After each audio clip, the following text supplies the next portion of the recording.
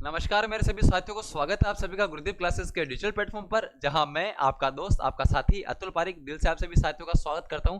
दोस्तों, जैसा कि हमारे राजस्थान करंट अफेयर्स सूचक सार संग्रह की जो श्रृंखला चल रही थी, इस श्रृंखला में हमने जनवरी से जून तो हमने पहले कवर कर लिया। उसके बाद हमारा जुलाई महीना पूरा हो चुका है, अगस्त महीना पूरा हो चुका है, और आज मैं आप लोगों के लिए सितंबर महीने का जो करंट अफेयर्स है वो लेकर आया हूँ।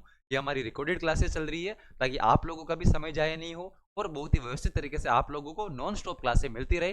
डेली 5 बजे हमारे जो क्लास लेने का हमने जो फैसला लिया है, और हम इस फैसले पर बिल्कुल एकदम भली भांति काम कर रहे हैं। आप लोगों की तैयारी में हम कहें कि 17 से 21 जनवरी को जो हमारी रीट मुख्य भर्ती परीक्षा का आयोजन होने वाला है, आप लोगों को उस भर्ती से पहले यानी 16 जनवरी तक आपको इसी तरीके से निरंतर 5 बजे क्लासें मिलती रहेगी। आप लोगों की तैयारी में किसी प्रकार की कोई बाधा नहीं आएगी, और गुरुदेव क्लासेस की पूरी टीम आप लोगों की सफलता में योगदान देने के लिए हमेशा तैयार, सदैव तत्पर खड़ी हुई है। ठीक है, हम जितनी मेहनत कर रहे हैं उतनी मेहनत आप लोगों को खुद के लिए भी करनी है, आपके माता पिता के सपनों को पूरा करने के लिए करनी है।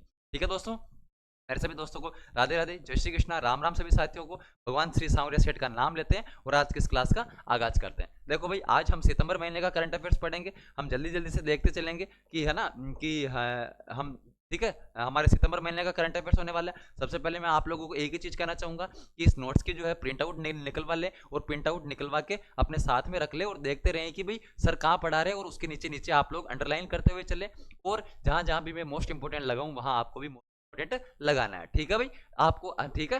तो ये सबसे मेन होने वाले, हमने लगभग क्रीम तैयार की है। ठीक है, तो इस क्रीम का आप लोगों को आनंद लेना है। सबसे पहले हम देखेंगे भाई पुरस्कार और सम्मान सितंबर महीने के। जयपुर निवासी बनवारी लाल गोल्ड, ठीक है भाई, वैद्य है बनवारी लाल गोल्ड, इनको राष्ट्रीय धन्वंतरी पुरस्कार आयुर्वेद जो पुरस्कार है उससे सम्मानित किया गया। मोस्ट इंपोर्टेंट है भाई, ताराचंद शर्मा को जिस प्रकार से ना बिसाऊ झुंझुनू के ताराचंद शर्मा थे उनको सम्मानित किया गया था, वैसे 2025 के लिए राष्ट्रीय धन्वंतरी आयुर्वेद जो पुरस्कार है वो बनवारी लाल गोल्ड। ध्यान रखना भाई, भारत सरकार के आयुष मंत्रालय ने 23 सितंबर 2025 को प्रोफेसर बनवारी लाल गोल्ड, वैद्य नीलकंठन मुस ईटी और वैद्य भावना पाराशर, यानी 3 लोगों का राष्ट्रीय आयुर्वेद पुरस्कार के अंदर चयन किया गया। इसमें हमारे राजस्थान के कौन है, तो कि राजस्थान के हमारे जयपुर के निवासी बनवारी लाल गोल्ड। ठीक है भाई, यह पुरस्कार आयुर्वेद के क्षेत्र में शैक्षणिक, पारंपरिक और वैज्ञानिक योगदान के लिए दिया गया है। इसमें 5 लाख रुपए की राशि, प्रशस्ति पत्र और धन्वंतरी की प्रतिमा वाली ट्रॉफी दी जाती है। आप लोगों को ध्यान रखना है।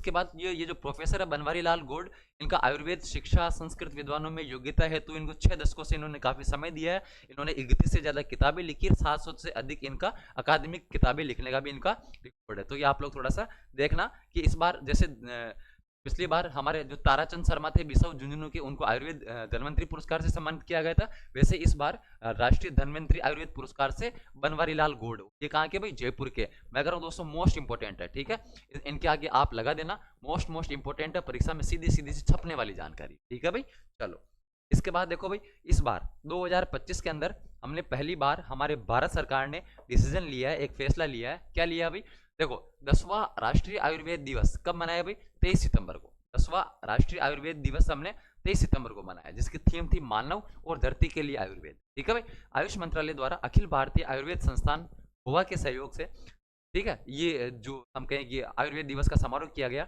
भारत सरकार ने 2025 से हर साल एक निश्चित दिन यानी 23 सितंबर को मनाने का फैसला लिया। ये ध्यान रखना भाई, मार्च 2025 में इसकी एक राजपत्र अधिसूचना भी जारी की गई थी कि अब हम मतलब 23 सितंबर को हम क्या मनाएंगे भाई, आयुर्वेद दिवस मनाएंगे। इसके लिए इंपॉर्टेंट है, ध्यान रखना, आयुर्वेद दिवस 23 सितंबर। चलो भाई, उसके बाद अगला देखो, राज्य स्तरीय धन्वंतरी पुरस्कार। ठीक है, कौन सा पुरस्कार है भाई, राज्य स्तरीय, वो तो राष्ट्रीय था, ये राज्य स्तरीय धन्वंतरी पुरस्कार है। इसका जो आयोजन है वो राजस्थान इंटरनेशनल सेंटर जयपुर में 23 सितंबर 2025 को 10वें राष्ट्रीय आयुर्वेद दिवस समारोह के उपलक्ष्य में किया गया। इसके जो मुख्य अतिथि वो डॉक्टर प्रेमचंद बेरवा, क्योंकि हमारे आयुष मंत्री भी कौन है, प्रेमचंद बेरवा। आयुष का मतलब होता है आयुष, है ना, यूनानी और हमारे प्राकृतिक चिकित्सा, है ना, आयुष देखो आयुर्वेद, योगा और प्राकृतिक चिकित्सा, यूनानी, सिद्धा एंड हस्ता, आयुष की फुल फॉर्म होती है। और इसके हमारे मंत्री कौन है, प्रेमचंद बेरवा। इसका आप लोगों को ध्यान रखना है। इस कार्यक्रम के दौरान आयुष विभाग के प्रधान सचिव जो है सुबीर कुमार, इन्होंने राज्य स्तरीय धन्वंतरी पुरस्कार प्रदान किए। किस किस को दिए भाई, एक तो डॉक्टर मनीषा जैन, भोमाराम चौधरी, गंभीर सिंह, गुलाब अली, ठीक है, इनको दिए गए, 4 तो व्यक्तियों को दिए गए। और एक हमारे पंचकर्मी है ना, पंचकर्म स्पेशलिस्ट सेंटर जो है बूंदी के अंदर, उसको भी दिया गया। राज्य का सर्वश्रेष्ठ आयुर्वेद चिकित्सालय घोषित किया गया। ये मोस्ट इंपोर्टेंट है, वेरी वेरी इंपोर्टेंट लगाना इसके आगे। वेरी वेरी इंपॉर्टेंट लगाना, पूछा जा सकता है कि राज्य का सर्वश्रेष्ठ आयुर्वेद चिकित्सालय किसे घोषित किया गया? पंचकर्मा स्पेशलिटी सेंटर जो है बूंदी के अंदर, उसको घोषित किया गया। ठीक है भाई, चलो उसके बाद अगली जानकारी देखते हैं। अगली जानकारी क्या करें इनसे, जयपुर में आयोजित हुआ 13वां Rajasthan film festival, RFF Rajasthan film festival का कौन सा संस्करण मनाया गया अभी? 13वां संस्करण। कब? 20 सितंबर 2025 को दीप स्मृति ऑडिटोरियम मानसरोवर जयपुर के अंदर मनाया गया। इसमें जो इसकी जो इस हम कहेंगे इस फेस्टिवल की जो अवार्ड नाइट थी उसको होस्ट करने वाले कौन थे? चंकी पांडे, डेजी शाह और सुमित व्यास। ये तो कोई खास जानकारी नहीं है, लेकिन थोड़ा सा देख लेना। अब देखो इसमें हम जानते हैं कि इसमें जो हमारे देश भर में जो रीजनल फिल्में हैं, यानी हम कहें कि क्षेत्रीय जो फिल्में हैं, और हमारे राजस्थान की फिल्मों को हम कहें कि 12 श्रेणियों में सम्मानित किया गया। कितनी श्रेणियों में भी? 12 श्रेणियों में। इसके लिए देखो भाई कौन कौन सी हम कहें कि राजस्थान फिल्म फेस्टिवल में है ना, जो विजेता जो हम कहें कि चाहे सर्वश्रेष्ठ निर्देशक हो, चाहे बेस्ट फिल्म हो, चाहे बेस्ट एक्टर हो, चाहे बेस्ट एक्टर्स हो, अवार्ड किसके मिला? तो बेस्ट राजस्थानी फिल्म कौन सी थी? फिल्म हुक्म, है ना, हुकुम। कौन सी फिल्म थी भाई? बेस्ट राजस्थानी फिल्म का अवार्ड है वो हमारे फिल्म हुकुम को मिला है। राजस्थानी फिल्म की कैटेगरी में सर्वश्रेष्ठ निर्देशक कौन बने भाई? पंकज सिंह तंवर, जो कि ये हुकुम फिल्म के क्या थे? निर्देशक थे। ठीक है सर, है ना। बेस्ट राजस्थानी फिल्म तो कौन सी? हुकुम है, और इसके निर्देशक कौन है भाई? पंकज सिंह तंवर। इनका भी हमको ध्यान रखना है। उसके बाद दो, है ना, दो चार और है। ये कौन कौन है भाई? ध्यान रखना। सर्वश्रेष्ठ अभिनेता यानी एक्टर कौन है भाई? श्रवण सागर कल्याण, ये भरखमा फिल्म के लिए। फिर सर्वश्रेष्ठ अभिनेत्री यानी एक्ट्रेस जो है ये सुष्मिता राणा है, फिल्म सपना एक उड़ान के लिए। सर्वश्रेष्ठ लेखक है डॉक्टर जितेंद्र कुमार सोनी, भरखमा फिल्म के लिए। सर्वश्रेष्ठ गीतकार जो है ये जी नटराज है, बेरन फिल्म के गीत बेटी तू यू जाई के लिए, है ना। और बेस्ट प्रोड्यूसर जो है प्रमोद कुमार सोनी है, भरखमा के लिए। लाइफ टाइम अचीवमेंट अवार्ड से संगीतकार दिलीप सेन को सम्मानित किया गया। और बाकी जो फिल्म है हम कहें कि है ना अन्य रीजनल फिल्मों की कैटेगरी में फिल्म कौन सी भी? साला सर्वश्रेष्ठ फिल्म के लिए धीरन को सर्वश्रेष्ठ अभिनेता पुरस्कार जो है चुना गया। एक बार आप पढ़ लेना, रीडिंग लगा लेना, जितना आप ज्यादा पढ़ोगे उतना आप लोगों के समझ में आ जाएगा, कोई दिक्कत हो रहा है वाली बात नहीं है भाई। चलो अब देखो, अब आते हैं हमारे राज्य स्तरीय शिक्षक सम्मान समारोह पे। राज्य स्तरीय शिक्षक सम्मान समारोह 5 सितंबर 2025 को अवार्ड दिया गया था बिरला ऑडिटोरियम जयपुर के अंदर, जिसमें पूर्व राष्ट्रपति डॉक्टर सर्वपल्ली राधाकृष्णन की स्मृति में।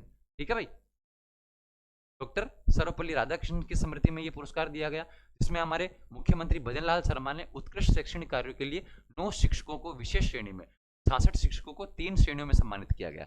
इसका भी हमको ध्यान रखना है। मुख्यमंत्री जी ने इस अवसर पर शिविर पत्रिका जो कि शिक्षक दिवस विशेषांक और शिक्षक सम्मान पुस्तिका का विमोचन किया। आप लोग भी जब भावी अध्यापक बन, है ना, आप लोग भी भावी अध्यापक हो, आप लोग भी जब, है ना, आप लोग जब आपका एग्जाम पास हो जाएगा, एग्जाम पास होने के बाद आप शिक्षक बन जाओगे, तो आपको पता होना चाहिए कि भी किस किस तरीके के शिक्षकों की श्रेणी में अवार्ड दिए जाते हैं, ताकि आप लोग उस क्षेत्र में बेहतर से बेहतरीन कार्य करो। क्योंकि आज के टाइम में हम देखते हैं कि आज के टाइम में बहुत सारे शिक्षक तो ऐसे जिनकी ऊँग ही नहीं उठती, यानी जिनकी नींद ही नहीं उठती। तो कम से कम ऐसे शिक्षक मत बनना मेरे दोस्त।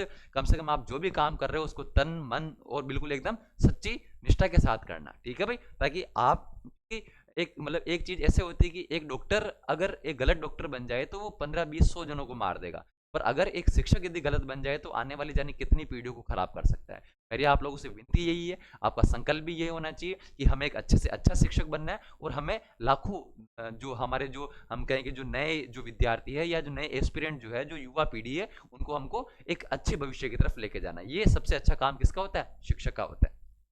चलो भाई, उसके बाद अभी हमारे है ना इसी शिक्षक है ना इसी मौके पे एक प्रखर राजस्थान अभियान चला। कौन सा भाई? प्रखर राजस्थान 2.0 अभियान, लीड टू लीड, जो कि शिक्षित राजस्थान अभियान के तहत चलाया गया था।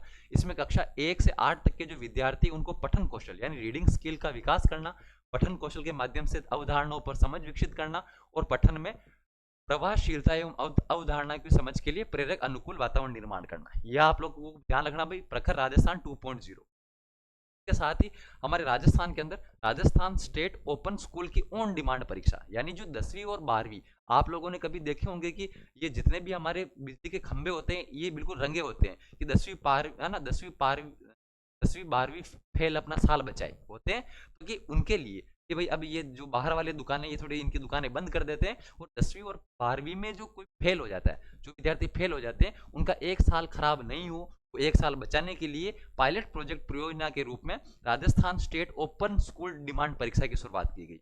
इसके पहले चरण में यानी पायलट चरण में ये जो है जयपुर, जयपुर, उदयपुर और बीकानेर 3 डाइट से इसकी शुरुआत की गई थी। अक्टूबर माह में इसकी जो है परीक्षा ली जाएगी और ये सभी संभागों में कब से लागू होगी भाई? जनवरी 2026 से। ये इंपॉर्टेंट है, मोस्ट इंपॉर्टेंट है, पूछा जा सकता है। ऑन डिमांड परीक्षा, ठीक है भाई। Rajasthan state open school on demand परीक्षा तीन जिलों से हमारे पायलट प्रोजेक्ट उदयपुर, जयपुर और बीकानेर से, ठीक है भाई। चलो, इंपॉर्टेंट जानकारियां, अच्छी जानकारियां परीक्षा में पूछने लायक, सीधी सीधी सी पूछने लायक जानकारी। अगला देखो भाई, पहली बार माटी का लाल राज्य स्तरीय सम्मान समारोह। ध्यान रखना भाई, पहली बार ये पुरस्कार दिया गया, क्या नाम है भाई? माटी का लाल राज्य स्तरीय पुरस्कार सम्मान समारोह। अभी हमको पता है कि राजस्थान श्री यादव माटी कला बोर्ड, कौन, कोई पूछे इसके अध्यक्ष कौन है भाई? प्रहलाद राय टांग। सबसे पहले आपको हम कहें कि आपको सबसे पहले हमारी इस पीडीएफ के दूसरे तीसरे पेज पे हमने राजस्थान में जो भी पदाधिकारी उनके बारे में बताया गया है, ठीक है। तो आप लोगों को उसकी भी बार बार रीडिंग लगानी, क्योंकि कभी कभी परीक्षा में ऐसे एकाध कोई प्रश्न आता रहता है कि किस आयोग के अध्यक्ष कौन है ना, किस कोई बोर्ड है तो उसका अध्यक्ष कौन है। तो ध्यान रखना, श्री यादव माटी कला बोर्ड के अध्यक्ष प्रहलाद टांक है। इन्होंने राज्य की उत्कृष्ट माटी कला को बढ़ावा देने और कलाकारों को प्रोत्साहित करने के लिए पहली बार माटी का लाल राज्य स्तरीय पुरस्कार सम्मान समारोह का आयोजन किया है। इसका उद्देश्य क्या है भाई? तो ये माटी के कलाकारों की पहचान करना, प्रोत्साहन देना और उन्हें पूरे देश और विश्व भर में प्रसिद्धि दिलाना, ख्याति दिलाना। इसके तहत देखो भाई, प्रत्येक जिले से 2 श्रेष्ठ कलाकारों का चयन किया जाएगा। कितने भाई? हर जिले से, ध्यान रखना भाई, प्रत्येक जिले से 2 श्रेष्ठ कलाकारों का चयन किया जाएगा, जिसमें राज्य स्तर पर प्रथम, द्वितीय और तृतीय 7 सांत्वना पुरस्कार दिए जाएंगे। ये ध्यान रखना भाई, हर जिले से कितने? 2 माटी कलाकारों को चयन किया जाएगा, राज्य स्तर पर प्रथम, द्वितीय और तृतीय 7 सांत्वना पुरस्कार दिए जाएंगे। ये हमको ध्यान रखना है। उसके बाद चयनित माटी कलाकारों को राज्य स्तरीय समारोह में सम्मानित किया जाएगा। अब देखो भाई, एक जानकारी और, श्री यादव माटी कल्याण बोर्ड ने 15 से 21 सितंबर 2025 को उत्तर प्रदेश के खुर्जा में central glass and ceramics research institute, ध्यान रखना भाई, कोई पूछे कि central glass and ceramics research institute कहाँ है भाई? हमारे खुर्जा उत्तर प्रदेश के अंदर है। वहां पर ये जो माटी कला बोर्ड ने 25 सदस्यों का एक प्रशिक्षक जो दल है वो यहाँ पे ट्रेनिंग के लिए भेजा है, प्रशिक्षण के लिए भेजा है कि भाई आप लोग वहां पे जाओ और कुछ अच्छी चीजें सीख के आओ। कहाँ भेजा भाई? Khurja Uttar Pradesh, central glass and ceramic research institute के अंदर, ठीक है। तो पहली बार ये माटी का लाल राज्य स्तरीय पुरस्कार दिया जाएगा, तो इसको हमें अच्छे से देखना है, छोड़ना नहीं है, स्किप नहीं करना। अगला देखो भाई, राष्ट्रीय अटल अवार्ड 2025, इंपोर्टेंट जानकारी। अटल अवार्ड प्रधानमंत्री संग्रहालय नई दिल्ली में इसका आयोजन किया गया, अटल फाउंडेशन द्वारा दिया जाता है, ठीक है। उद्देश्य क्या भाई? नेतृत्व, दूरदृष्टि और राष्ट्र निर्माण की प्रेरणा प्रदान करना। इस बार प्रदेश के, हमारे पूरे भारत में कुल 38 विशिष्ट व्यक्तियों को इस सम्मान से सम्मानित किया गया, जिसमें राजस्थान के कौन है भाई? सुरेश मिश्रा। ध्यान रखना भाई, पूरे देश से 38 लोगों को शामिल किया गया, 38 व्यक्तियों को इस सम्मान से सम्मानित किया गया, जिसमें हमारे राजस्थान के एकमात्र व्यक्ति कौन है भाई? सुरेश मिश्रा। तो हमको ध्यान रखना, अटल अवार्ड से सम्मानित किया गया। उसके बाद देखो, इंडियन CSIR अवार्ड 2025, ये जो अवार्ड है ये दैनिक भास्कर के प्लास्टिक नहीं जूट सही अभियान के तहत इंडियन CSIR अवार्ड 2025 में सर्वश्रेष्ठ पर्यावरण श्रेणी के तहत प्रथम पुरस्कार मिला है। ध्यान रखना भाई, दैनिक भास्कर को मिला है, और दैनिक भास्कर एक मिशन चला रही है, प्लास्टिक नहीं जूट सही अभियान, इसके तहत इसे सर्वश्रेष्ठ पर्यावरण श्रेणी के तहत पहला पुरस्कार से सम्मानित किया गया, ठीक है भाई। उनको विशेष रूप से ध्यान रखना। बाकी जानकारी आप पढ़ते रहना, आप लोगों को भी पढ़ने का होना चाहिए। मैं थोड़ा सा जो काम की चीजें वो मैं आप लोगों को बताते जा रहा हूँ। अगला देखो भाई, शिवम प्रकाश स्मृति सम्मान 2025, प्रसिद्ध जो हमारे कथाकार है संदीप मील को इनकी कहानी संग्रह बोल काश्तकार के लिए शिवम प्रकाश स्मृति सम्मान से सम्मानित किया गया। उसके बाद देखो भाई, जन कवि प्रदीप शर्मा साहित्य सम्मान पुरस्कार 14 सितंबर 2025 को हिंदी दिवस के उपलक्ष्य में हिंदी साहित्य संसद चूरू द्वारा इसका आयोजन किया गया, और इसमें जो पुरस्कार है वो प्रसिद्ध कवि, गीतकार और गायक राजेंद्र स्वर्णकार जो कि बीकानेर के हैं, उनको जन कवि प्रदीप सम्मान साहित्य सम्मान एवं पुरस्कार से सम्मानित किया गया। उसके बाद देखो भाई, साहित्यिक पत्रिका अंतरीप के पुरस्कार, कौन सी भाई? साहित्यिक पत्रिका अंतरीप है ना, ये पत्रिका का नाम है, उसका जो पुरस्कार है देखो भाई, प्रथम शारदा देवी स्मृति सम्मान समारोह जो पुरस्कार है वो डॉक्टर हेतु भारद्वाज को दिया गया। प्रथम अंतरीप पुरस्कार वरिष्ठ आलोचक राजाराम बादू को दिया गया, और नवोदित अंतरीप पुरस्कार उत्सव पानेरी और देवेंद्र कुमार सुतार, ठीक है भाई। ये थोड़े से नाम ध्यान रख लेना, इतने सारे नाम याद नहीं होंगे, पर हमको बार बार पढ़ने, अगर हम बार बार पढ़ेंगे तो दोस्त, बार बार पढ़ने से तो क्यों याद नहीं होगा, हर एक चीज याद करना संभव है भाई। अगला देखो, एक्सीलेंस इन एजुकेशन अवार्ड से डॉक्टर स्वाति जैन सम्मानित। कोई पूछे कि एजुकेशन इन एक्सीलेंस अवार्ड से किसे सम्मानित किया गया? डॉक्टर स्वाति जैन को। डॉक्टर स्वाति जैन क्या है भाई, तो कि ये हमारे अभी हमारे एसएस जैन सुबोध पीजी जो महाविद्यालय है जयपुर के अंदर, उन है ना, उसकी प्राचार्य है डॉक्टर स्वाति जैन। इनको एक्सलेंस इन एजुकेशन यानी पढ़ाई में उत्कृष्टता, ठीक है, शिक्षा में उत्कृष्टता का जो पुरस्कार उन्हें, ये हमारे पुरस्कार खत्म होते हैं। अब हम बात करते हैं राजस्थान विशेष तथ्य की। तो राजस्थान विशेष तथ्य में देखो भाई, रोहिली खंडेला सिकर यूरेनियम खनन परियोजना। हम जानते हैं कि हमारे जो खंडेला सिकर है घोटा उद्योग के लिए भी फेमस है और मेनली तो यूरेनियम के लिए प्रसिद्ध है। खंडेला सिकर राजस्थान का पहला और देश का तीसरा यूरेनियम पावर प्रोजेक्ट होने वाला है। सीकर जिले की यूरेनियम खनन परियोजना का विवरण खाद्य और नागरिक आपूर्ति मंत्री सुमित गोदारा द्वारा राजस्थान विधानसभा में सितंबर 2025 में प्रस्तुत किया गया। इसमें दोस्तों uranium corporation of India limited UCIL लगभग 3000 करोड़ रुपए का निवेश करेगी, जिसमें लगभग 1623 लोगों को प्रत्यक्ष रूप से रोजगार मिलेगा। रोहिली गांव जो है, इस रोहिली गांव के अंदर 1086.46 हेक्टेयर जो क्षेत्र है वो खनन के लिए दिया गया है और लगभग 1.2 करोड़ टन जो है यहाँ पे यूरेनियम एश का भंडार पाया गया है। कितना भाई? लगभग 1.2 करोड़ टन यूरेनियम का भंडार है रोहिली खंडेला जो सीकर के अंदर है। राजस्थान का पहला और देश का तीसरा यूरेनियम प्रोजेक्ट होने वाला है। ठीक है भाई। अब यहाँ से ये जो परियोजना है ये atomic minerals directorate for exploration and research और परमाणु ऊर्जा विभाग के सहयोग से संचालित की जा रही है। तो आप लोगों को अच्छे से देखना है, काम की चीज है और परीक्षा में पूछे जाने वाली जानकारी। अगला देखो भाई, राजस्थान भूजल के संरक्षण हेतु राज्य प्राधिकरण। हम जानते हैं कि हमारे राजस्थान में भूमि का जो जल स्तर वो धीरे धीरे घटता हुआ जा रहा है। उसके लिए एक राज्य प्राधिकरण का जो है ना, हम कहें कि एक विधेयक जारी हुआ है जिसमें राजस्थान विधानसभा में राज्य भूजल संरक्षण और प्रबंध प्राधिकरण विधेयक 2024 जो कि 10 सितंबर 2025 को पारित किया गया। इसका क्या उद्देश्य है भाई? भूजल स्तर को बनाए रखना, जल संसाधनों का उचित, न्याय संगत और सतत उपयोग सुनिश्चित करना। ठीक है भाई, या आप लोग इसको अच्छे से पढ़ना, कोई इसमें कोई है ना ज्यादा वो नहीं है। इसमें प्रत्येक जिले में एक जिला भूजल संरक्षण और प्रबंध समिति होगी जो कि भूजल परिस्थितियों के अनुरूप योजनाएं बनाएगी। इसमें दोस्तों अगर आप मान लो कि भूमि के जल का गलत तरीके से उपयोग करते हो और अगर आप इस विधेयक के है ना, अगर आप इस विधेयक को नहीं मानते और इसके अगर खुद में कोई अगर आप चीज करते हैं, ठीक है, कोई अपराध करते हैं, तो पहले अपराध पर 50,000 रुपए और पुनः दोष सिद्धि पर 6 माह तक का कारावास और 1 लाख रुपए तक का जुर्माना या दोनों आपको हो सकती है। तो ये ध्यान रखना, मोस्ट इंपोर्टेंट है, आप लोगों को विशेष रूप से ध्यान रखना है। फिर देखो अपना हिंदुस्तान जिंक और राजस्थान धरोहर प्राधिकरण के मध्य एक एमओयू है।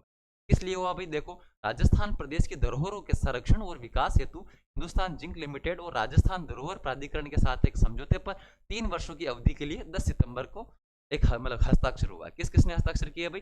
राजस्थान धरोहर प्राधिकरण और हिंदुस्तान जिंक।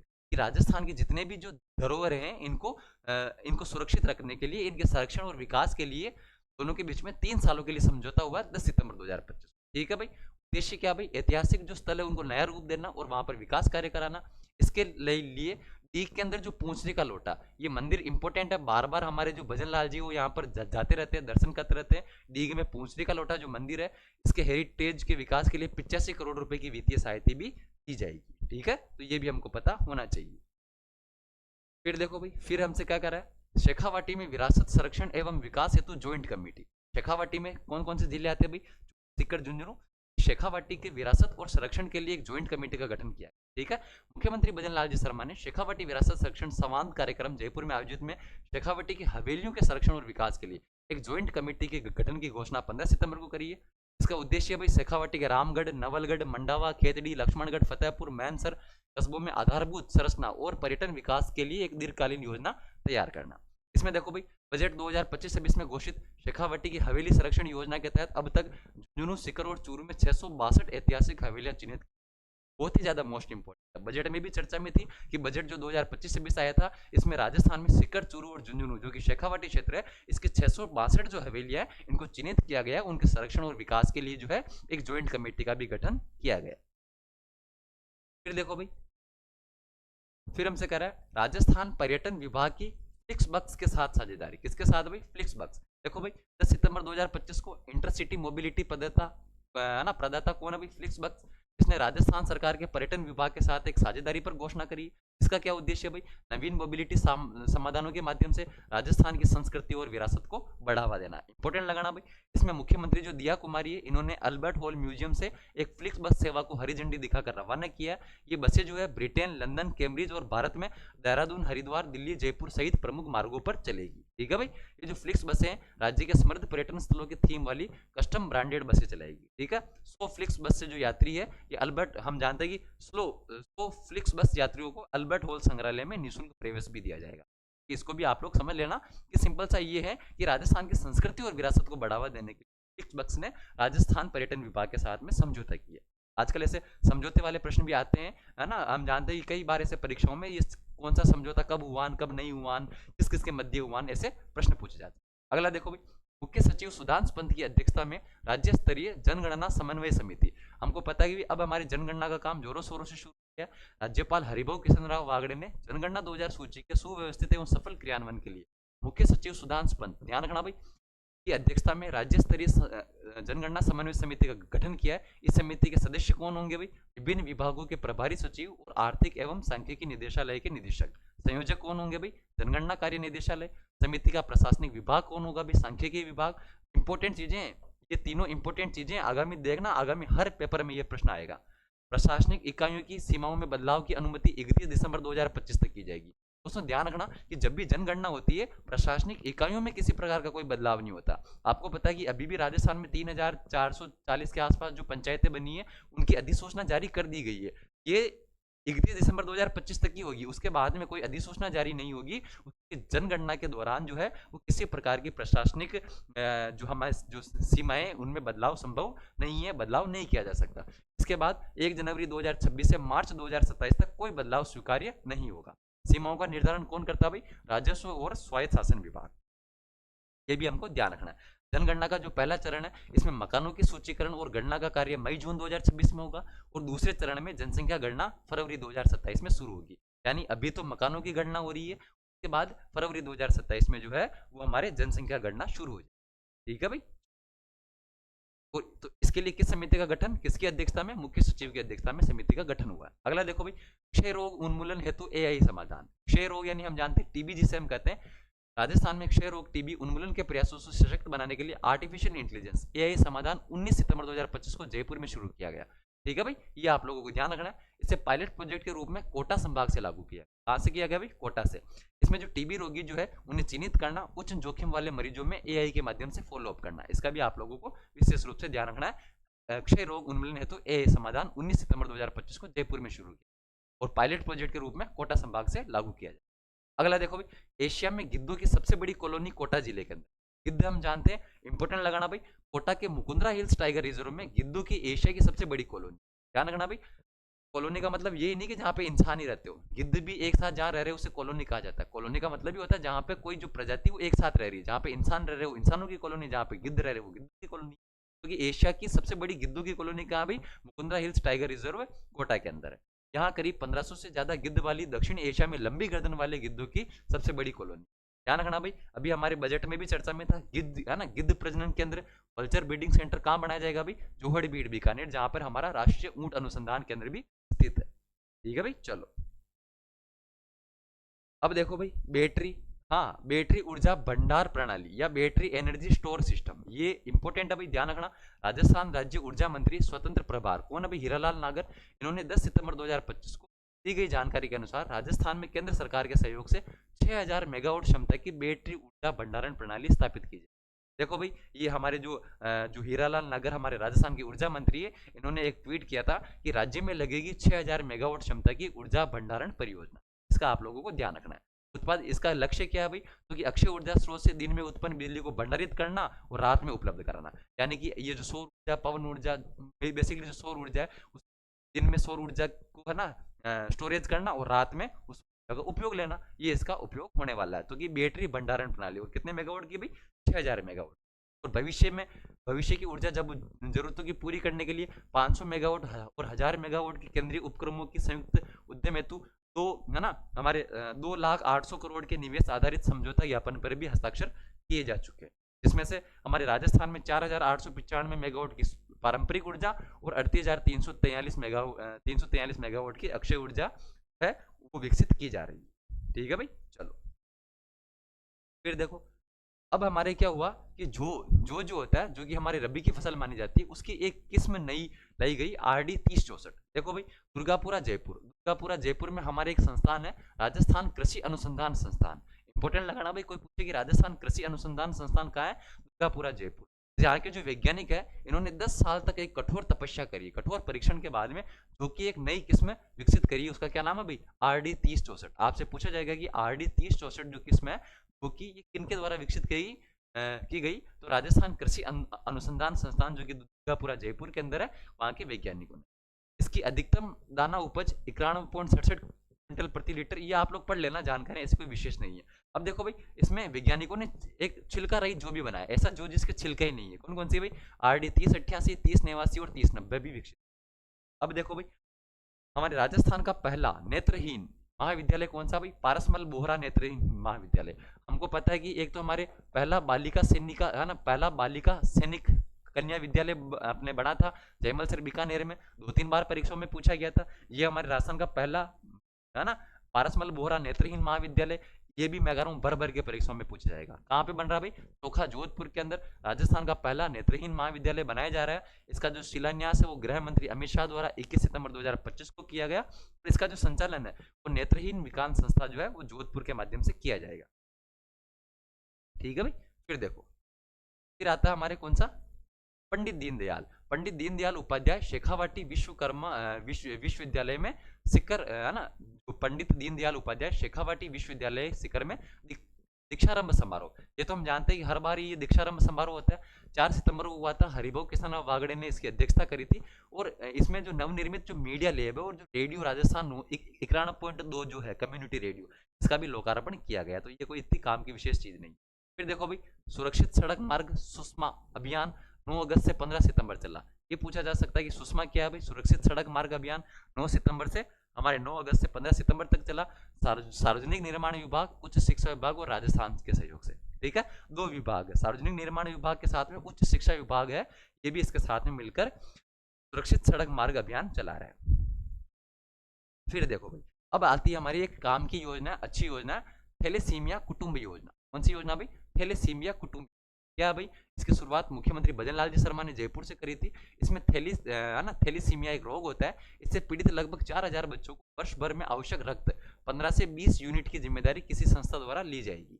यह योजना थैलेसीमिया पीड़ितों के जीवन में गुणवत्तापूर्ण सुधार लाने के लिए शुरू किया जा रहा है। ये जो मुख्यमंत्री जी ने जेके लोन अस्पताल जयपुर में प्रदेश की पहली पीडियाट्रिक कार्डियोथेरेसिक और वेस्कुलर सर्जरी CTVS इकाई का लोकार्पण भी किया। यह आप लोगों को ध्यान रखना है। राष्ट्रीय पोषण पखवाड़े में राजस्थान देश में पहले स्थान पर है, ये तो हमको पता ही है, आप लोगों को ध्यान रखना है। इस थैलेसीमिया कुटुंब योजना के तहत हम जानते हैं कि एक बच्चे को 15 से 20 यूनिट जो है वो रक्तदान 1 साल के अंदर है ना, वर्ष में 15 से 20 यूनिट रक्तदान देना होगा उसको, मतलब उसको एक प्रकार से उसकी जिम्मेदारी ली जाएगी। ठीक है, फिर हमारे जो नरेंद्र मोदी जी 17 सितंबर को तो मध्य प्रदेश का जो धार जिला है वहां से इन्होंने एक स्वस्थ नारी सशक्त परिवार अभियान की शुरुआत करी थी, जो कि 17 सितंबर से 2 अक्टूबर तक चलेगा, और 8वें राष्ट्रीय पोषण माह की भी इन्होंने शुरुआत करी थी।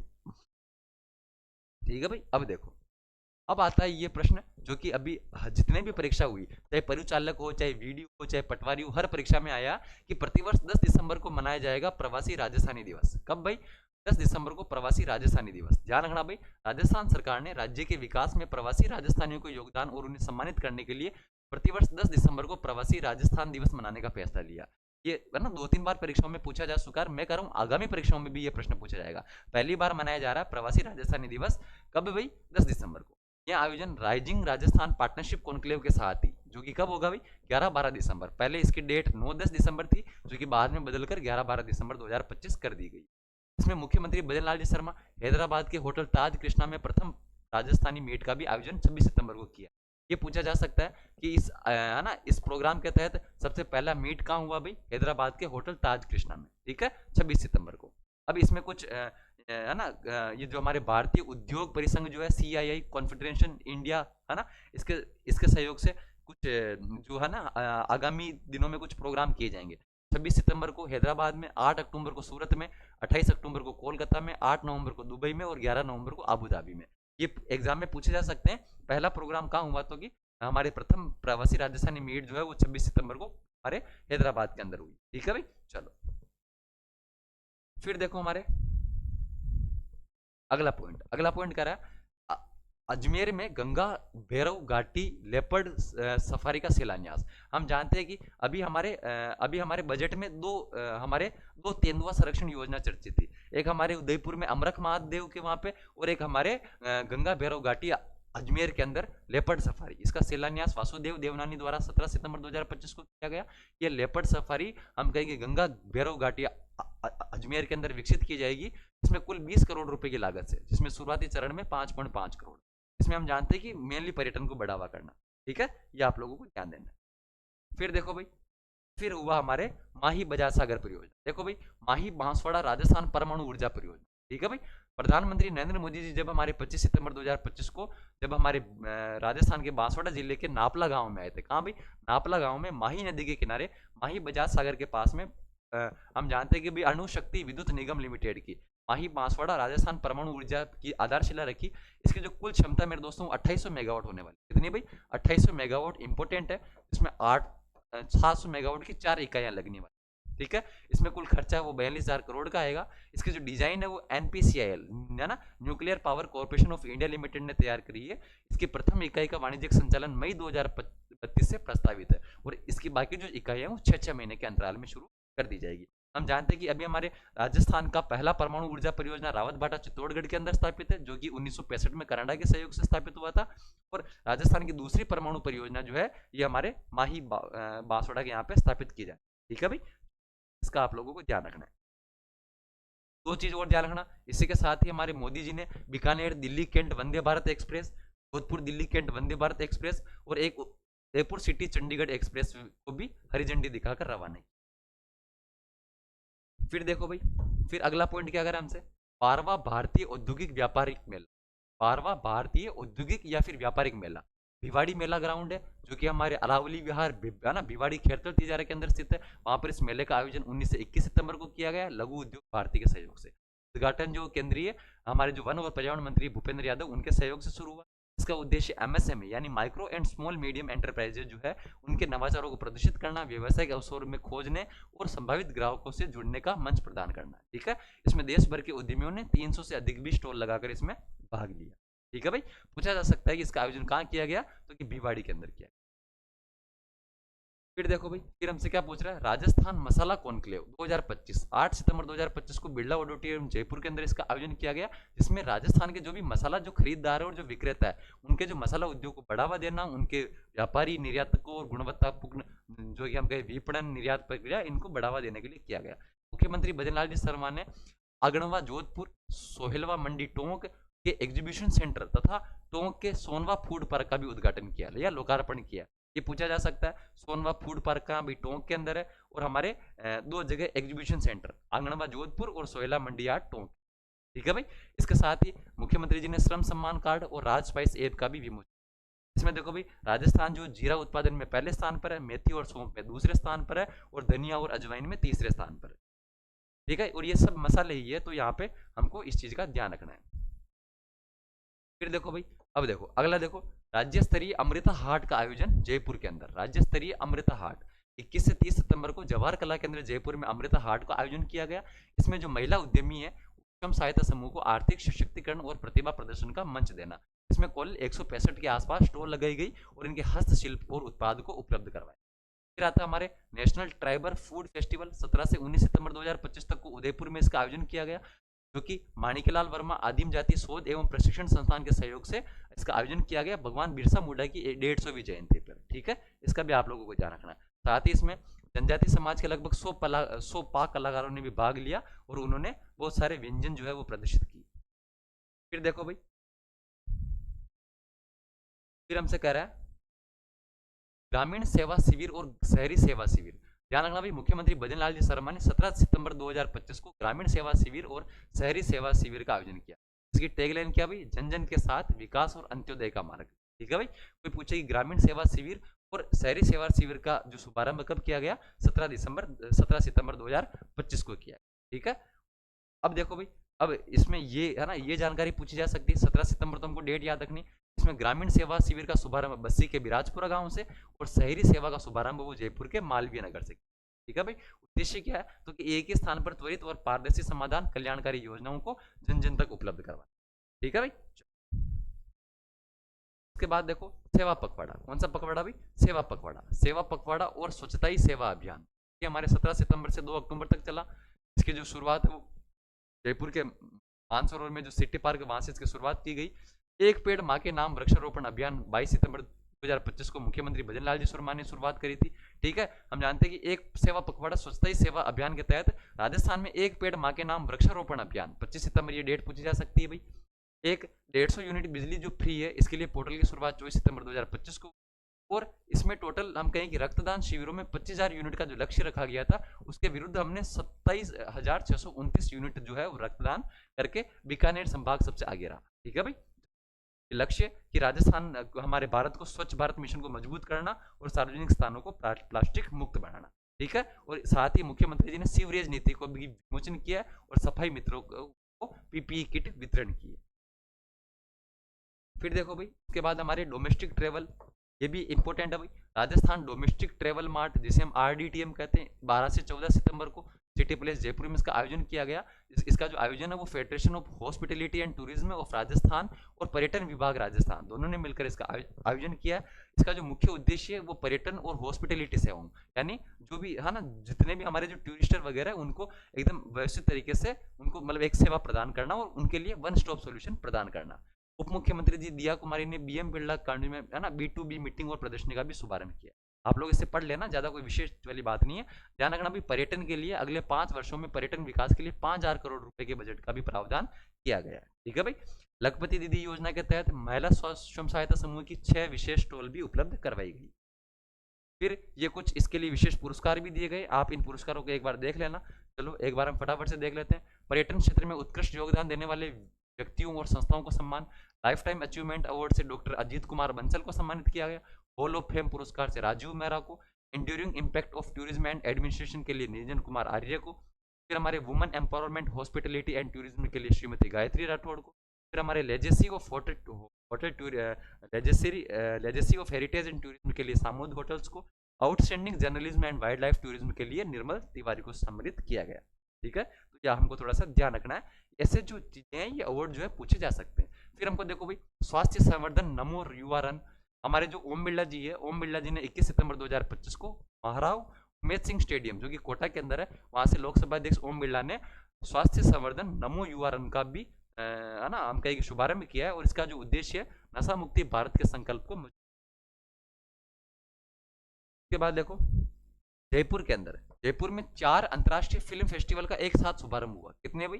4 अंतर्राष्ट्रीय फिल्म फेस्टिवल का एक साथ शुभारंभ कब हुआ भाई? 28 से 29 अगस्त 2025 को, जिसमें जयपुर इंटरनेशनल फिल्म फेस्टिवल और आयोजन आर्यन रोज फाउंडेशन के संयुक्त तत्वाधान में किया गया। कितने कितने मतलब ना कौन कौन से फेस्टिवल थे भाई?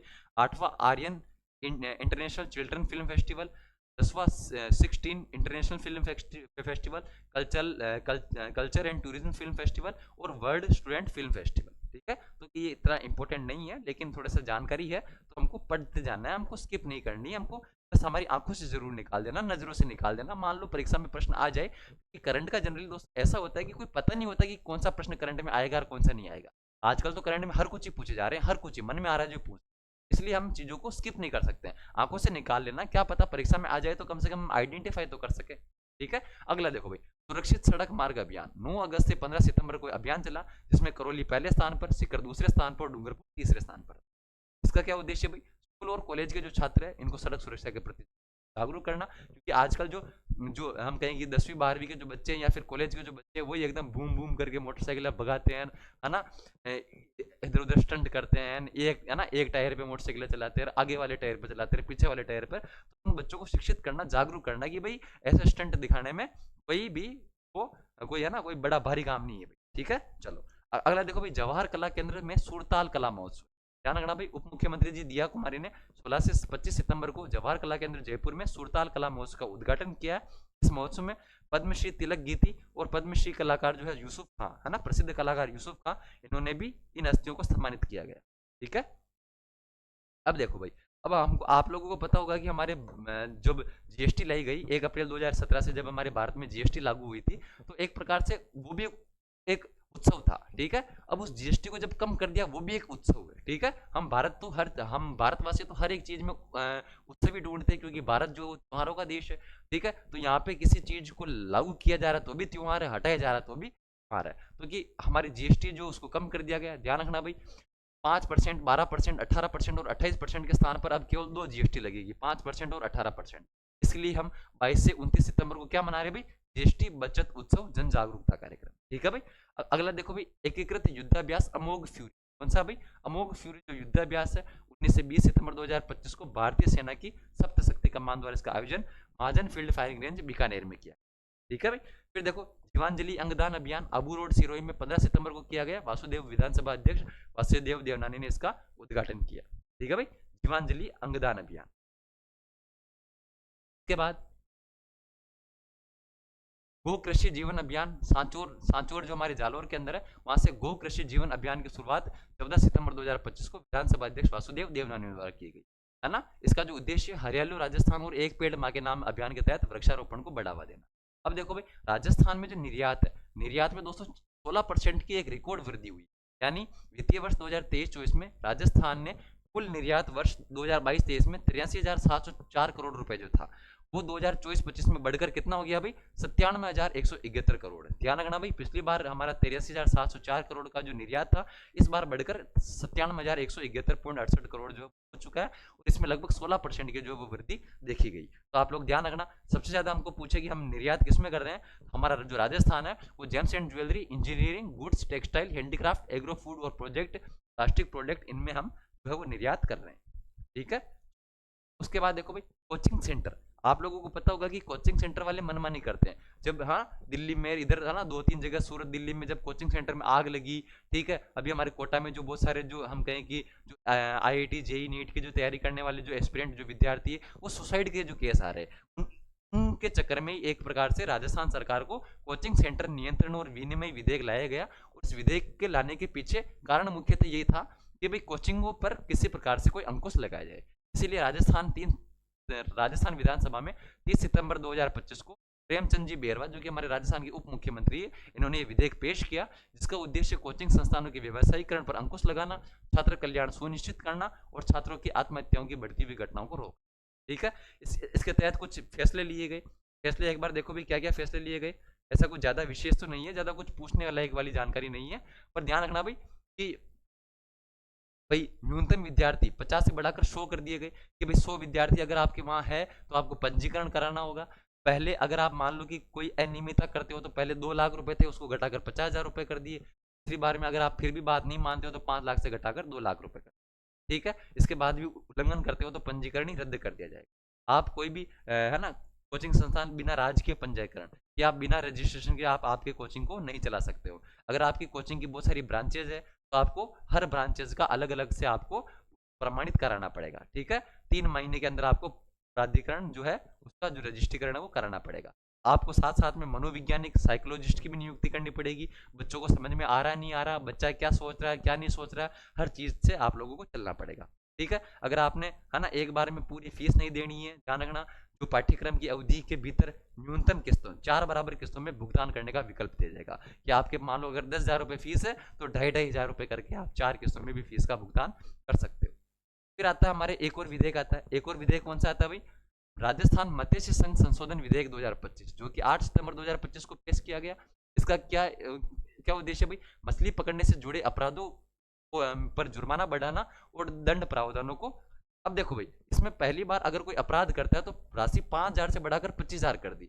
वहां पर मतलब देखो एक प्रकार से सरकार जो है वो सरकार किस किस हिसाब से काम कर रही है। सरकार काम कर रही है कि जो कोचिंग वाले हैं जहां पर उनका जो देखो हमने अभी बात करी कि ऊपर जो कोचिंग वाले हैं, कोचिंग वालों के लिए तो वो पैसा घटा रहे हैं, यानी 2 लाख रुपए से घटाकर 50,000 कर दी, ठीक है। मतलब मान लो अगर आप कोई कोचिंग वाला इनकी अनियमितता करता है, बात नहीं मानता, तो 2 लाख रुपए से घटाकर 50,000, दूसरी बार भी बात नहीं मानता तो 5 लाख से घटाकर 2 है ना 2 लाख।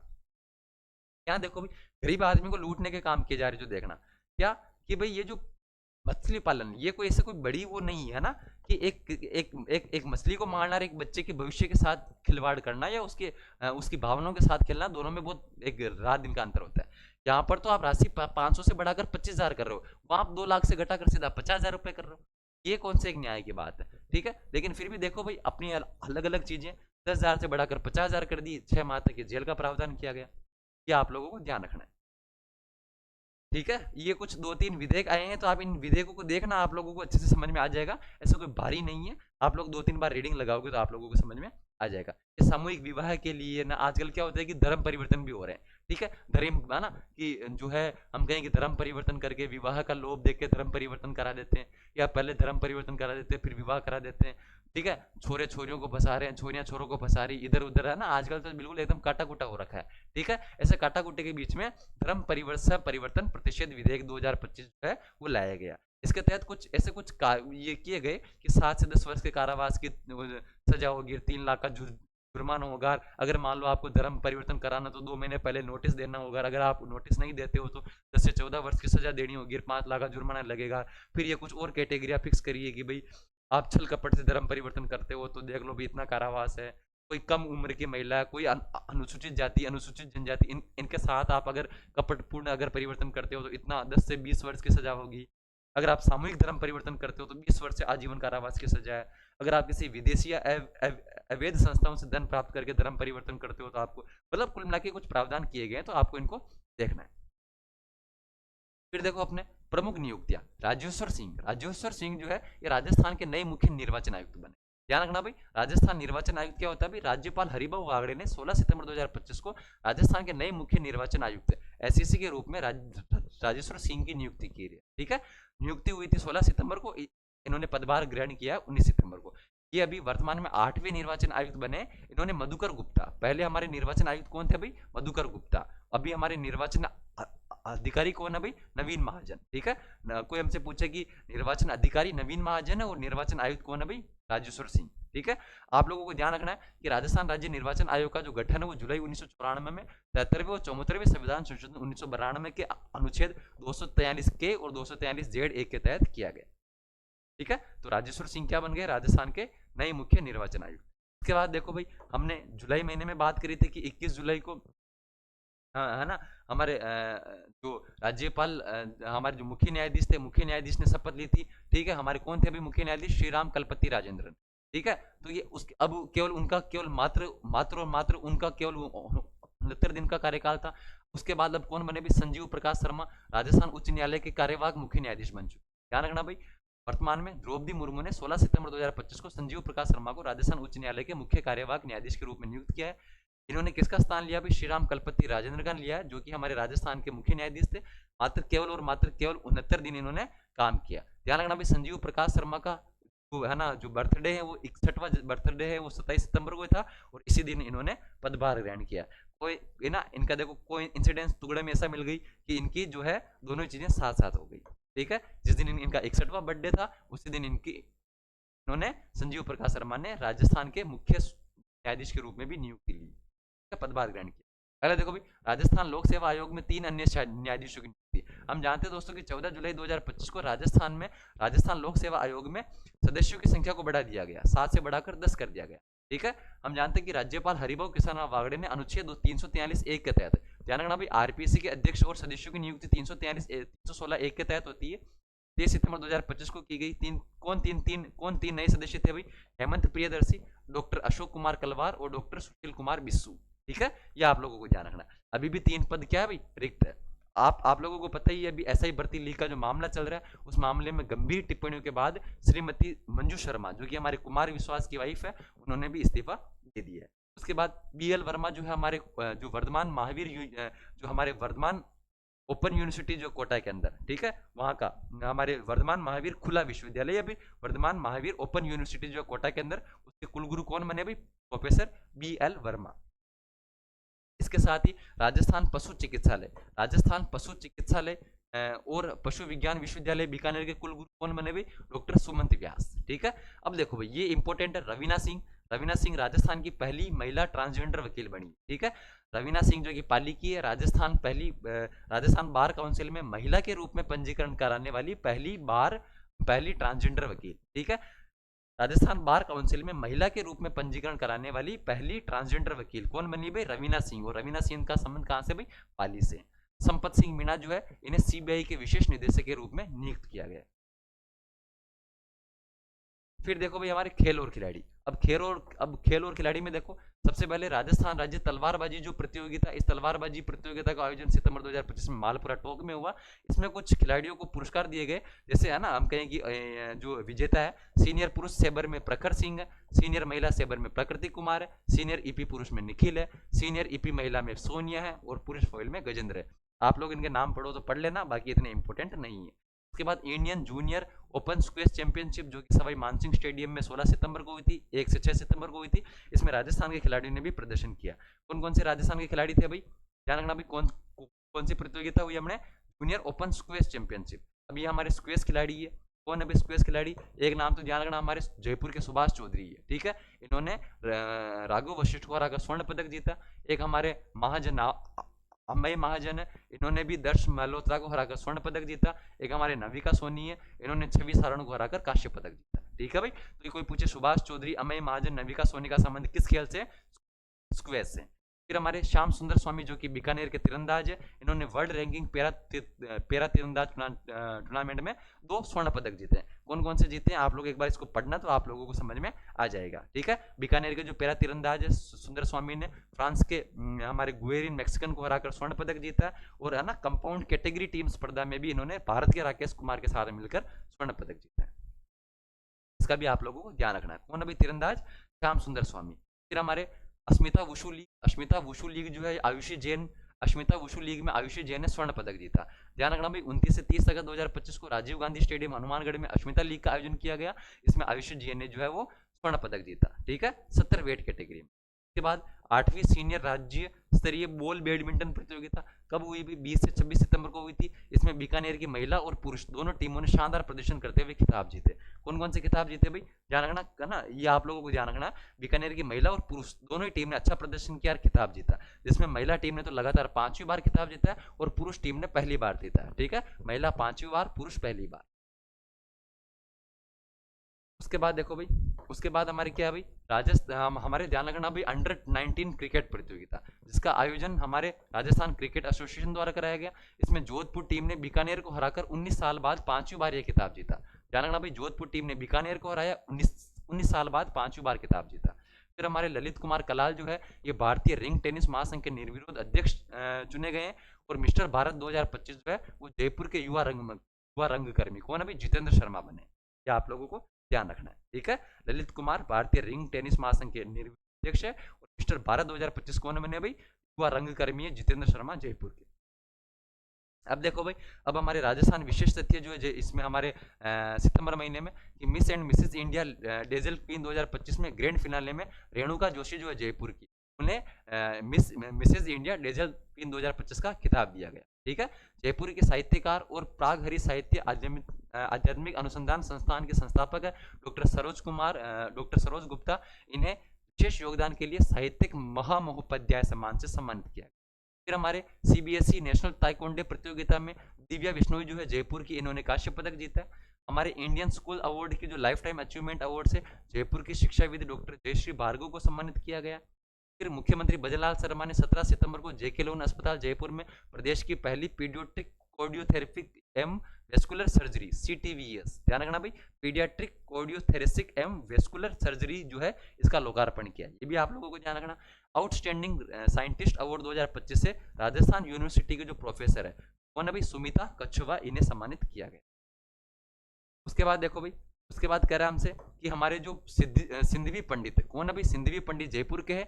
इन्होंने ताइक्वांडो में ब्लैक बेल्ट हासिल करने वाली भारत के सबसे युवा खिलाड़ी सिंधवी पंडित जो है ब्लैक बेल्ट हासिल करने वाली, ताइक्वांडो जो खेल होता है इसमें ब्लैक बेल्ट हासिल करने वाली भारत के सबसे युवा खिलाड़ी। उसके बाद राजस्थान लेखा सेवा परिषद में RS अधिकारी को हमारे मंथन 2025 प्रतियोगिता परीक्षा आयोजित कराई गई। तो पैरा थ्रोबॉल महासंघ की अध्यक्ष निर्मला रावत को सेवा उत्कृष्टता पुरस्कार से सम्मानित किया। मुख्यमंत्री भजनलाल शर्मा ने ड्यूस एविएशन एकेडमी, इंपोर्टेंट लगाना भाई, ड्यूस एविएशन एकेडमी की जो हम कहें कि इसका जो उद्घाटन है वो 23 सितंबर को भीलवाड़ा के हमीरगढ़ में किया गया है, एविएशन एकेडमी। फिर हमारे आमखोल महादेव मंदिर जो कि जमुआ रामगढ़ जयपुर के अंदर है, वहां पर एक दुर्लभी हिरण देखा गया ना, दलदली हिरण देखा गया। फिर हमारे भारत के पहले इंजीनियर मोक्ष गुंडम विश्वेश्वरैया जो सर है, इनकी 164वीं जयंती के अवसर पर 15 सितंबर 2025 राजस्थान इंटरनेशनल सेंटर जयपुर में 58वां अभियंता दिवस यानी इंजीनियर्स डे मनाया गया और इसमें जल संसाधन विभाग के 75 वर्ष से ऊपर के जितने भी इंजीनियर है उनको सम्मानित किया जाएगा। ठीक है भाई, ध्यान रखना। भारत के पहले इंजीनियर कौन थे? मोक्सगुंडम विश्वेश्वरैया। हर साल 15 सितंबर को इंजीनियर्स डे मनाया जाता है। फिर देखो भाई अगला हमारे पैरा बैडमिंटन खिलाड़ी कौन है भाई? कृष्णा नागर, जो कि जयपुर के हैं। इन्होंने चीन में आयोजित पैरा बैडमिंटन अंतर्राष्ट्रीय प्रतियोगिता में रजत पदक जीता। कौन सा पदक जीता भाई? रजत पदक। 15 वर्षीय कलाकार आरव शर्मा ने 54 सेकंड में पेंसिल से कागज पर पूरा संपूर्ण विश्व का भौतिक मानचित्र बनाकर इंडिया बुक ऑफ रिकॉर्ड में नाम शामिल किया। ठीक है भाई। कारखाना अधिनियम 1948 में संशोधन कर श्रम प्रावधानों को लचीला बनाने के लिए 4 सितंबर 2025 को एक संशोधन विधेयक पारित किया गया। सामाजिक न्याय और अधिकारिता विभाग द्वारा कल्याण जो सप्ताह है वो 1 से 7 अक्टूबर 2025 को मनाया गया। फिर हमारे 16वीं विधानसभा का चौथा जो सत्र है वो 1 से 10 सितंबर 2025 को चला। इसमें कुल 6 बैठकें हुई। इसमें कुल 10 विधेयक रखे गए। कितने विधेयक? 10 विधेयक।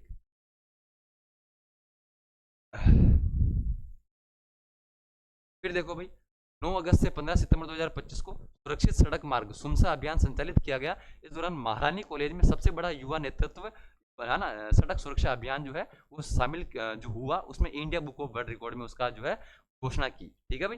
पर्वतारोही जो है गौरव शर्मा, वो 21वीं बार कैलाश मानसरोवर की यात्रा के दौरान कैलाश पर्वत की 18वीं पूर्ण परिक्रमा करके एक नया रिकॉर्ड बना। कैवलरी द्वारा आयोजित शक्ति हॉर्स शो टूर्नामेंट में मेयो कॉलेज की गर्ल्स जो टीम के कप्तान है अभिश्री, इन्होंने गोल्ड सहित 4 पदक जीते। गोल्ड मेडल तो जीते ही, उसके साथ में 3 सिल्वर मेडल और जीते। राज्यपाल हरिभाऊ किशनराव वागड़े ने संस्कृति युवा संस्थान द्वारा आयोजित विभिन्न क्षेत्रों में उत्कृष्ट कार्य करने के लिए 18 प्रतिभाओं को, कितनी भाई? 18 प्रतिभाओं को राजस्थान गौरव पुरस्कार से सम्मानित किया।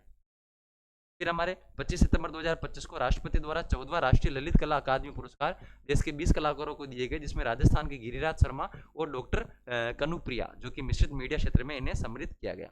फिर हमारे 77वां राज्य स्तरीय सूर्यमंडल फुटबॉल कप जो है ये राजस्थान पुलिस बीकानेर की टीम को हराकर हनुमानगढ़ ने जीता। ध्यान रखना भाई, राजस्थान पुलिस बीकानेर की जो टीम हराकर हनुमानगढ़ ने खिताब जीता। फिर देखो उसके बाद हमारे 17 सितंबर से लेकर 2 अक्टूबर तक प्रधानमंत्री नरेंद्र मोदी जी के जन्मदिवस के अवसर पर कला साहित्य और संस्कृति विभाग द्वारा साहित्यिक सर्जन पखवाड़े का आयोजन किया। हाल ही में जारी एसआर सर्वे के अनुसार मातृ मृत्यु दर घटकर 86 प्रति 1 लाख जीवित जन्म नियुक्त की है ना दर्ज की है, जो कि राष्ट्रीय औसत से कम है। कितनी हो गई मातृ मृत्यु दर? 86 लाख प्रति 1 लाख। फिर हमारे देखो अहमदाबाद के अंदर आईएसओ में नेशनल शतरंज अंडर 19 बालिका वर्ग में हमारे जो जय हम कहें कि जो है ना अयान सिंघवी जो है, इन्होंने रजत पदक जीता। फिर बीकानेर में आयोजित राजस्थान राज्य जूनियर एथलेटिक्स चैंपियनशिप में जयपुर की खिलाड़ी लक्षिता महावत, इन्होंने 42.09 मीटर हमारे डिस्कस थ्रो के साथ में स्वर्ण पदक जीता। फिर राजस्थान अर्बन बैंक फेडरेशन में जयपुर में आयोजित आम सभा में हम ध्यान रखना भाई अर्बन कोऑपरेटिव बैंक को उत्कृष्टता पुरस्कार से सम्मानित किया गया। 16वीं एशियाई शूटिंग चैंपियनशिप जो कि सिमकेट कजाकिस्तान में हुई थी, राजस्थान के खिलाड़ियों ने कुल 25 पदक जीते, जिसमें से 13 गोल्ड है, 8 सिल्वर और 4 ब्रॉन्ज मेडल शामिल। फिर देखो भाई हमारे 16वीं एशियाई शूटिंग चैंपियनशिप ये तो हमने पढ़ी लिया, टोटल 25 पदक जीते, 13 गोल्ड है, 8 सिल्वर 4 ब्रॉन्ज। नंदलाल मीणा जो कि हमारे भाजपा के वरिष्ठ नेता पूर्व कैबिनेट मंत्री है, इनका 26 सितंबर को देहांत हो गया। फिर हमारे नवरंग सिंह जाखड़ है जो कि झुंझुनू नवलगढ़ के पूर्व विधायक भी रह चुके हैं, किसान नेता भी रह चुके हैं, इनका भी निधन हो गया। हमारे इंडिया जापान इंटरनेशनल कॉन्फ्रेंस बाइकॉन 2025 का आयोजन है वो 26 सितंबर 2025 को जयपुर में किया गया। इसका भी आप लोगों को ध्यान रखना है। एक चीज आप लोगों को मैं और बता दूं दोस्तों, अभी हमारे पहली बार राजस्थान के अंदर 5वें खेलो इंडिया यूनिवर्सिटी KIUG खेलो इंडिया यूनिवर्सिटी गेम्स का आयोजन जो है वो इसके 5वें संस्करण का आयोजन हमारे राजस्थान के अंदर किया जा रहा है। पहली बार राजस्थान के अंदर नवंबर माह में आयोजित होगा, जिसमें राजस्थान के 7 शहरों में इसका आयोजन किया जाएगा। कितने शहरों में भी? 7 शहरों में। 7 शहरों में कब से भाई? ध्यान रखना भाई, कौन कौन से? जयपुर, अजमेर, उदयपुर, बीकानेर, जोधपुर, कोटा, भरतपुर, यानी मतलब संभाग स्तर पर 7 जो संभाग है, संभाग मुख्यालय पर इसका आयोजन किया जाएगा। इसमें कुल 24 खेलों को शामिल किया गया, जिसमें 23 पदक विजेता खेल होंगे और एक केवल प्रदर्शन, एक केवल मजे के लिए खेला जाएगा। क्या? खो खो। इसमें 7,000 से अधिक खिलाड़ी 7 शहरों में होगा, 7,000 से अधिक खिलाड़ी भाग लेंगे। कुल 24 इसमें खेल शामिल होंगे, जिसमें 23 तो पदक विजेता होंगे और एक प्रदर्शन के लिए मजे के लिए कौन सा खेल होगा? भी खो खो होगा। ठीक है, ध्यान रखना भी कब से कब तक चलेंगे? 24 नवंबर से लेकर 5 दिसंबर 24 नवंबर से लेकर 5 दिसंबर तक चलने वाले हैं। इसमें आप लोग इस थोड़ा सा देख सकते हो, ठीक है। आप लोगों को रीट मेंस के लिए हमारे जो रीट मेंस का जो संपूर्ण जो निःशुल्क बैच है, आप लोगों को हमारे गुरुदेव क्लासेस के टेलीग्राम जो है हमारे चैनल पर आप लोगों को पूरा जो बैच है वो निःशुल्क रूप से मिलने वाला है। बहुत ही शानदार तरीके से गुरुदेव क्लासेस की पूरी टीम है आप लोगों के लिए दिन रात तरीके से काम कर रही है, आप लोगों के सपनों को पूरा करने के लिए एकदम, है ना, जी जान के साथ मेहनत कर रही है। तो आप लोगों को भी हमारी इस मुहिम में आप लोगों को हमारे साथ लगना है। आपको अपने सपनों को पूरा करने के लिए आपको, हम आप लोगों के लिए जितनी मेहनत कर रहे हैं उससे दुगनी रफ्तार के साथ में आप लोगों को खुद के लिए मेहनत करनी है, अपने माता पिता के सपनों को पूरा करने के लिए मेहनत करनी है। मेरे दोस्तों ध्यान रखना, सुभाष चंद्र बोस कह के गए हैं कि सफलता का दिन दूर हो सकता है, सफलता का दिन दूर हो सकता है, मगर उसका आना अनिवार्य है, ठीक है। अगर आप सच्ची लगन से मेहनत करेंगे तो सफलता ज्यादा दिन दूर नहीं है, सफलता का दिन दूर हो सकता है लेकिन उसका आना अनिवार्य है मेरे दोस्त, ठीक है भाई। तो इसी तरीके से आप लोग डेली 5 बजे जुड़ी रहेगा। अगर आपको क्लास अच्छी लगी हो, पसंद आई हो, तो कमेंट बॉक्स में एक प्यारा सा कमेंट जरूर कीजिएगा। इस क्लास को अपने सभी दोस्तों के साथ शेयर जरूर कीजिएगा। अगर चैनल पर नए हो और अभी तक हमारे चैनल को सब्सक्राइब नहीं किया तो सब्सक्राइब जरूर कीजिएगा और बेल आइकन पर जरूर कर देना, ताकि क्लास की जो अपडेट है वो आपको फिक्स 5 बजे मिल जाए। डेली 5 बजे आप लोगों को अतुल पारिक, आपका जो भाई है, उसकी डेली आप लोगों को क्लास मिलने वाली है। आपकी तैयारी में 2%, 5%, 10% ही योगदान सही, लेकिन योगदान हमारा जरूर होना चाहिए। आप लोगों की तैयारी, है ना, आप लोगों की तैयारी में 4 चांद लगाने की जो जिम्मेदारी है वो गुरुदेव क्लासेस की पूरी टीम की है, आपके भाई अतुल पारिक की, ठीक है भाई। तो इसी तरीके से 16 जनवरी तक हम लगातार 5 बजे मिलते रहेंगे, नॉन स्टॉप मिलते रहेंगे। बस आपका प्यार, विश्वास और जो स्नेह है इसी तरीके से बनाए रखिएगा, ठीक है दोस्तों। अपने अपनी तैयारी को शानदार तरीके से दाढ़ लगाते रहेगा और सर्दी का विशेष तरीके से ध्यान रखिएगा, अपनी तबियत का ध्यान रखिएगा, किसी भी प्रकार से बीमार मत होइएगा। मिलते हैं कल शाम को 5 बजे दमदार वाले 50 प्रश्नों के साथ, तब तक के लिए बहुत बहुत धन्यवाद।